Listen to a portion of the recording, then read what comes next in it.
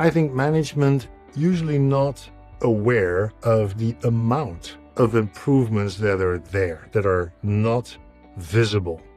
80% of our potential clients, we have to kind of convince that there is more to get in their organization than meets the eye.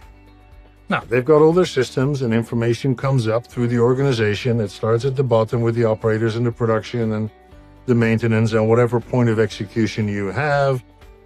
But by the time it goes up through the tiers of the organization, through the different management levels, things fall away.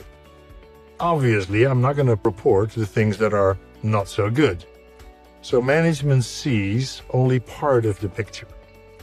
I can list 20 different companies where the clients have told us, your projects have enabled us to not invest millions of dollars in CapEx for new factories, new lines, whatever it is, because you uncovered so much more that we never even thought was feasible.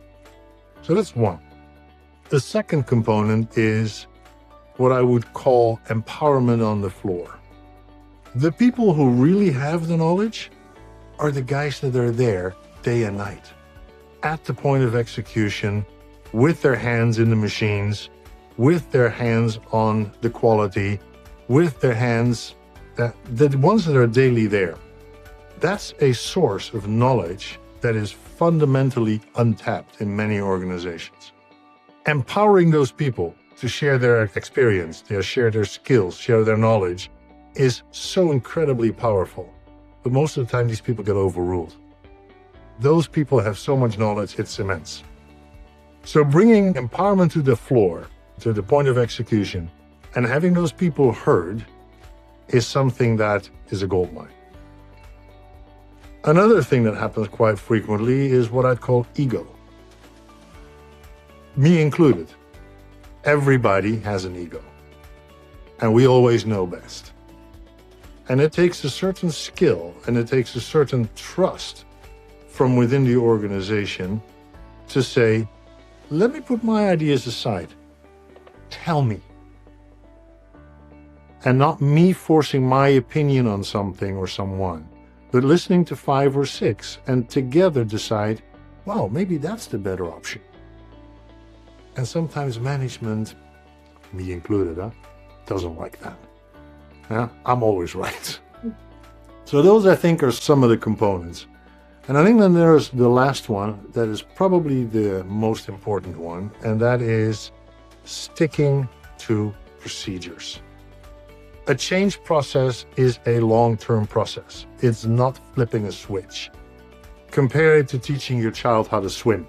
You don't show him a video on YouTube, pick him up, toss him in the pool. He's going to drown.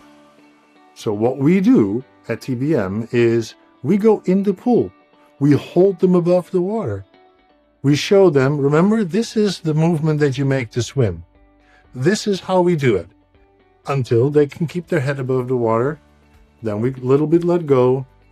Then we start coaching and training until they become stronger and stronger swimmers. We still don't get out of the pool until they're really strong swimmers. Then we can move out of the pool, but we're still there.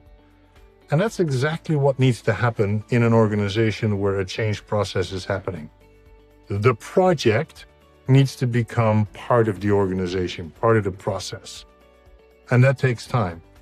Now, forcing assurance to compliance, making sure that we do the same thing every time as per the process, that's the big challenge. People want to take shortcuts, by definition. Human behavior. Ensuring that that doesn't happen, at least not at will. I mean, you can change the process, but then do it cognitive, do it with logic, do it with based on facts and figures. But sticking to that process and management ensuring that we do is, I think, the most important component of all.